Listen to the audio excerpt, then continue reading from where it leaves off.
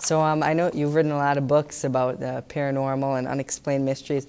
What would you consider your primary area of interest or focus?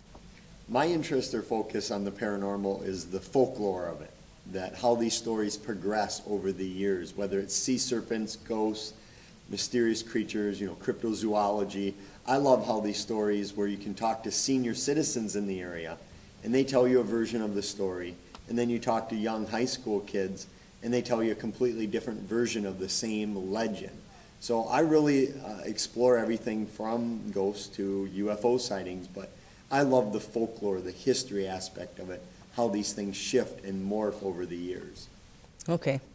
What would you say sparked your interest in this area? My interest in the weird, I blame it on Wisconsin. I grew up in Wisconsin, and we have 3 UFO capitals of the world here in Wisconsin. 3 different cities all claim to be the capital of the world for UFOs. So I grew up in Eau Claire, which is not too far from Elmwood, which is one of those capitals. And in high school, I was just curious why people were seeing UFOs in Elmwood. So I went there, started talking to people, interviewing witnesses, and then I started studying psychology at college, looking at why some people believe in the weird and others do not. So I started lecturing on those differences, and people in the audience would come up and say, "I need your help, my home may be haunted," or "I saw a creature in the woods I can't explain, could you help me?" So it just really kind of spiraled from there. Okay. So you said people come up to you and ask you about places. Is that how you find most of your locations, or do you do research online or books or? I find my locations through a variety of sources. One would be people emailing me, contacting me. On an average week, I'll get about 200 emails from people around the U.S. with a story, whether it's a ghost or UFOs, but also people that pick up the book and then email as well. I spend a lot of time digging through old newspaper archives, talking to the Historical Society, trying to find some of these legends that may be hidden and nearly forgotten about.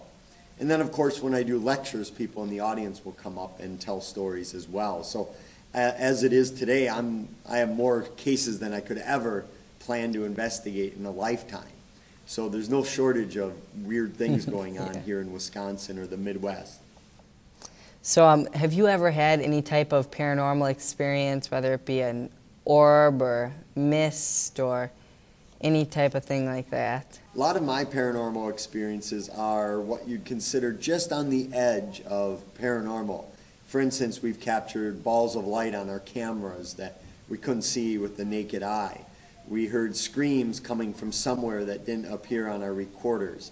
Psychics or intuitives I bring with me claim they've been pushed or pinched by some of these spirits. But it's always just enough to make you wonder, was that paranormal or something else? It's never anything like it is on TV where people are speaking in tongues and things are flying all over the room. It's always just much more subtle. Okay. And what do you think, what in your opinion is the most haunted place that you have ever been to? Yeah. My favorite haunted place, and maybe one of the most haunted, certainly here in the Midwest, is a place called Elk Lake Dam. It's a small little town near Menominee, Wisconsin, and in 1974, a young woman was murdered near the dam, and since that time, many people have seen her spirit. They've heard her screaming. She used to knock on the door of a house that was in the area and have cookies with a woman who her daughter thought she was going crazy until she heard the story of this Mary of Elk Lake Dam. And most people who go there have a very odd sense that they shouldn't be there. They get frightened. They don't want to stay in the area. One gentleman who visited contacted me and asked how Mary died. And when I asked him why, he said he went there with his buddy, and they were standing on the bridge, and his buddy all of a sudden looked cold, pale, and white, and started to climb up the bridge, wanting to jump into the water. Oh, wow. And he grabbed his buddy and said, "What the heck are you doing?" And his buddy started crying and ran to the car. Well, it turns out the buddy felt like he was possessed by a woman who wanted him to jump to his death and drown. So he thought maybe she had been drowned. But of course she had been stabbed to death and murdered. But so that's one of those places where so many odd things happen that people just get a sense that I don't like it. Even if they're not psychic, even if they have zero psychic ability like myself, they can't help but to be creeped out. Okay, now do you do, when you come across something like this, do you do like any type of scientific research, like what EMFs or thermal devices or anything like that, or do you just stick to more of the like traditional like cameras, sound recorders? Yeah, when I'm out investigating, I like to try everything. And a lot of my colleagues will bring a ton of equipment in, from EMF meters, thermal cams, like you said, motion cameras, night vision, try to capture everything. Now, I use this equipment not to prove there are ghosts there, but to rule out other things.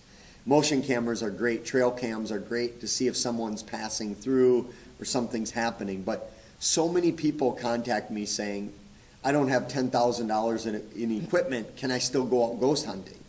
Where I always say the best research ever done was by candlelight, where they would sprinkle flour on the floor to make sure nobody walked by.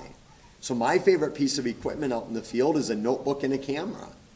And I think so many people get caught up in the equipment that they miss out on the legend, they miss out on the whole experience, that they spend their time setting up the equipment, monitoring it, and breaking it down, that they're not even paying attention to their surroundings. They're not even there for the legend.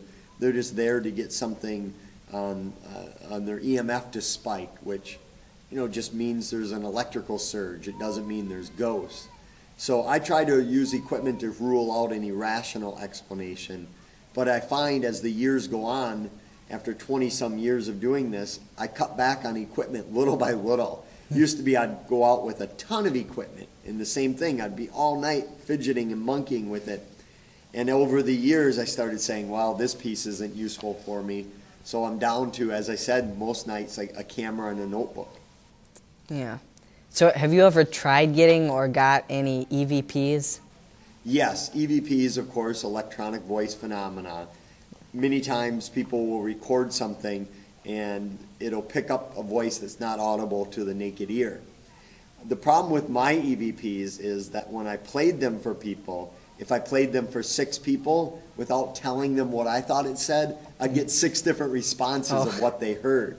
So my EVPs weren't very good in terms of the fact that people would hear so many different things in them. Okay. Now, another question I had was, what do you think of people that conduct like thorough investigations, such as like people on TV, like Ghost Adventures or Ghost Hunters or any of those shows? What do you think of them? Well, my experience with a lot of TV shows and production companies is some really want the truth. They want the history, the mystery, the folklore, where others really want people running around with their heads cut off, so to speak, screaming, "What was that? Did you see that?" I understand it's TV, but a lot of people watch that and think that's how they're going to go out and investigate. They don't show the unsexy parts of digging through old newspaper archives, looking for a story, trying to sort fact from fiction. They don't show when you go to 2-3 dozen places in a row and nothing happens. That can get very tedious and old very quick. So I think people should watch these shows as they're meant to be watched, for entertainment. I wouldn't bet the farm on any of these stories. Okay. And why do you think some ghosts appear as orbs while others are like kind of mists or any other types of that form? Yeah, that's a great mystery as to why certain spirits or ghosts appear and manifest in different forms. Now, I've had cases where people have seen what appears to be a spirit of somebody. They can see it's an apparition. They can see it's a female form or male form and make out, even describe what the thing was wearing. But if they snapped a photo of it, oftentimes it would appear as a fog or a mist or orbs as well. So sometimes there's maybe a disconnect between the human eye and what the camera's picking up. Of course, many people think orbs are spirits. Others believe they're nothing more than moisture in the air or dust in the area. But the short answer is we don't know, or I don't know. I don't know why these things appear. Some people will see things, others will smell things. Grandma's perfume on the anniversary of her death, or Grandpa's cigar. Others will hear things, and some will see, and there's no rhyme or reason to it. After 20-some years of doing this, I'm left with more questions than answers. Okay, now I'm just curious, what is your theory on, how do you explain ghosts? How do you explain what people see there? How do I explain ghosts? Yeah. It varies on the day you talk to me as well, because every time I think I get a new theory to explain some of this, I'm right back to square one. Now, a lot of people think, obviously, that ghosts are the spirit of somebody who has passed on, once living and has passed on. But there are those ghost cases where the ghost seems to do the same thing over and over and over. There's no interaction between the witness and the spirit. The spirit doesn't even know that the person's there, where many people think those are residual hauntings, that the earth has created a memory, if you will, and when you come by on the right frequency, like a record player, DVD, you're shown this movie.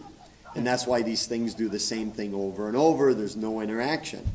But that's good for some cases, to explain away some of these. But there are other cases when people interact with these spirits. Now, whether that's their hallucination or they're misidentifying something or suffering from mental illness, I don't think so. Certainly not in the majority of cases I investigated. 99% of the people I investigated were normal, logical, rational, down-to-earth people who have just had something happen that they can't explain. So I think it might be a combination of all these things. And again, we don't know, or I don't know, and maybe we'll never know. Maybe we're not meant to know. So part of that for me is the adventure of it, is that not knowing. Okay, now when a person or someone sees a ghost or a creature or anything of that nature, there's often like an influx in people seeing them. There's like thousands of people calling the local police departments about these. Why do you think that is? Do you think that there actually is, or do you think people just want attention, or what is your opinion on that? I think a small minority of people that call in after a sighting makes a big appearance and maybe the news covers it. Some are attention seekers, obviously, but the majority of people that I've spoken with that have called in reports after hearing about it, they just felt relieved somebody else was seeing it or experiencing it, and they broke the ice, if you will. That once it came out, then okay, it's fine to talk about it. I have many people who've seen UFOs, and the media covered it, and they were bombarded with phone calls from hundreds of other people that saw the same thing, but they didn't want to come forward. What I can tell you about a lot of people that have their stories publicized in the media, that they wish they never would have reported it, because they don't want the attention, they don't want the scrutiny, they just wanted to report what they saw, and they said if they'd ever see something again, they'd never mention it to anyone. Okay, and just a couple more questions here to wrap up. How have your views regarding the paranormal changed from when you started investigating to now? When I started investigating the paranormal 20 plus years ago, I thought I would come to some quick and conclusive answers, that I could figure out some of these things, whether it was Bigfoot sightings or crop circles appearing in the fields or people seeing their dead relatives in their home. And what shifted about 10 years ago is the fact that I've come to the conclusion that I may never answer these questions. And for a lot of my colleagues who have been doing this longer than I have, they've burned out. They've gone so many years without any answers, without any conclusions, that they've given up. Where I've shifted about 10 years ago back to the fact that I consider it now more folklore as well, that I'm documenting these stories for the future, that these legends will be around maybe forever. And I think just documenting them and recording them is as important as solving them. Okay, so would you consider yourself more of a skeptic or a believer when it comes to ghosts and the paranormal?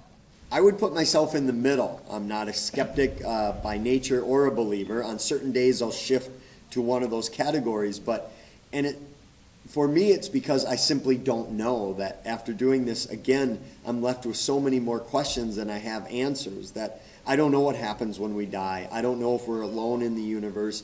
I don't know if we've identified every creature living on Earth. And for me, that's the mystery that keeps me propelled forward, that not knowing these answers. And I think on some level, if we did know these, or I found these out, it'd be a sad day to know that some of these mysteries won't continue on, that 100 years from now people are afraid to stick their toes in Lake Pepin because the monster might bite them off.